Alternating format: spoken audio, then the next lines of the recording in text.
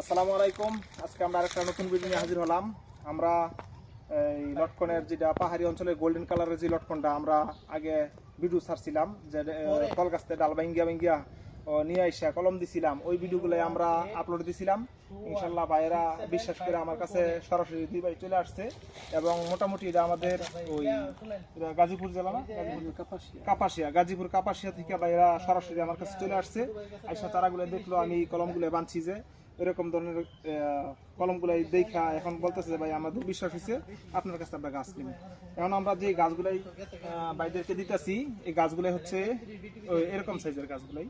আমরা অনলাইনে অনেক অর্ডার হয় চারাগুলাই, আমরা একটু কম টাকার মধ্যে চারাগুলাই দিই।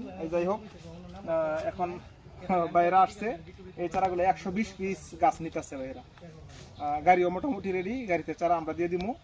এখন ভাই আপনি এখানে যা আসছেন কিভাবে আসছেন? আমরা মনে করেন মোবাইলে আপনার দেখে আপনার কথা বিশ্বাস উপরে এগুলো আমরা আসতে পারি, কিন্তু আমাদের দিকে নার্সারি আসেন না, তার মনোযোগ না দিয়ে আপনাদের যাক, ভাইদের অঞ্চলে মোটামুটি ওরা নার্সারির কারখানার লোকই মোটামুটি ওইটা বলতে পারি। আমিও যতটুকু জানি গাজীপুরে মোটামুটি নার্সারির অভাব নাই।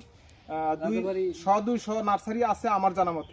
তবে ওইখান থেকে যে বাইরে আসছে এটা আসলে আমার গর্বের বিষয়। আমি স্বচ্ছতার সাথে কাজগুলাই করি, আমি চেষ্টা করি যাতে কোনো ভেজাল না হয়, এটাই আমি চেষ্টা করি। আর এই জাতগুলাই সর্বোচ্চ বড় সাইজের, আমি ভিডিওগুলাই দেখাইছি যে কিরকম জাত থেকে আমরা ডালগুলাই সংগ্রহ করি এবং কলমগুলাই দিই। এই চারাগুলো আজকে বাইরে দিলাম। ভাই চারা পছন্দ হয়েছে না আপনাদের? আপনারা লাগাইবেন ইনশাল্লাহ।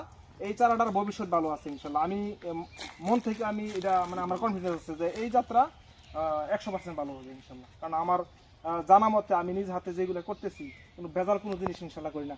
আমি আমার যারা ফ্রেন্ড আছে, সাবস্ক্রাইবার আছে এবং ফেসবুকে ফলোয়ার যারা আছে সবাইকে বলবো ইনশাল্লাহ ভিডিওটা ছড়াই দিবেন সবাই দেখার জন্য। আর এরকম জিনিস দিয়ে যদি বাগান করে আশা করি ইনশাল্লাহ লাভবান হতে পারবেন।